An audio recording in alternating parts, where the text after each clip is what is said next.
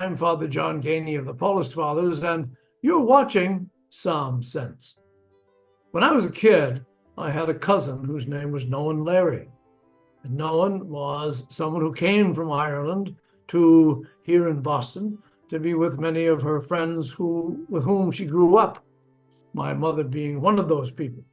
And she and my mother were great pals. So we were oftentimes in each other's homes, and Noan would go on at some length about the 40 shades of green that were all around you in Ireland. Well, I don't know whether there are 40 shades of green in Ireland, but there are a lot of them, and I know that because when I first went to Ireland, which was a gift of my sister and brother-in-law at my ordination, I was able, in those days, to stand at the back of the airliner that had just landed and look around and see on the deck that was in the open air, just a bunch of people all screaming my name. And I knew, even though I did not know them, that they were all relatives of mine. But I also had the time to look around and be engulfed, if you will, in the 40 shades of green. Now, maybe there weren't 40 shades, but there sure was a lot of wonderful Irish green all around me. And you may wonder, what does that have to do with anything other than my memory? And what it has to do with is being able to see all the gifts of God, all the wonderful things that God does for us. And when God does that, then we have what is called His holiness. We see the great gifts that God has stored up for us. And that, the psalmist tells us, is His holiness, a part of His life that is so important that we see it in everyday life. Well, here we are in the midst of Lent. And what is it that we are called to do? We are called to be holy as God is holy.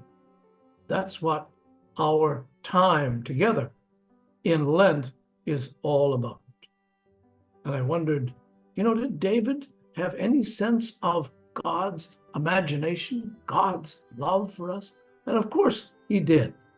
In fact, in Psalm 99, he puts it this way: "Let them praise your great and awesome name. Holy is the Lord. You, mighty King, lover of justice, you have established what is upright. You have made justice and right in Jacob." So, the Lord God is a holy God. And in Lent, we are expected to take some time to see how we are doing in relation to God and finding out how holy are we becoming. Now you might say, that's a whole lot of stuff to be sure that we're doing. And it is important in Lent for us to recognize that, yes, God is holy, and He calls us to be holy too. It is not anything magical. It doesn't take anything beyond who we are and the will to do something that reminds us of just how holy God is. The real key here is what the psalmist says. And he writes, "Exalt the Lord our God. Bow down before His holy mountain. For the Lord our God is holy."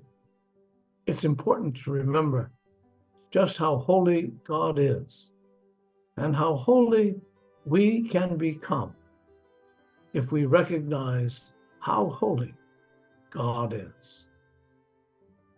For Psalm Sense, I'm Father John Geaney. My time is up. I thank you for yours.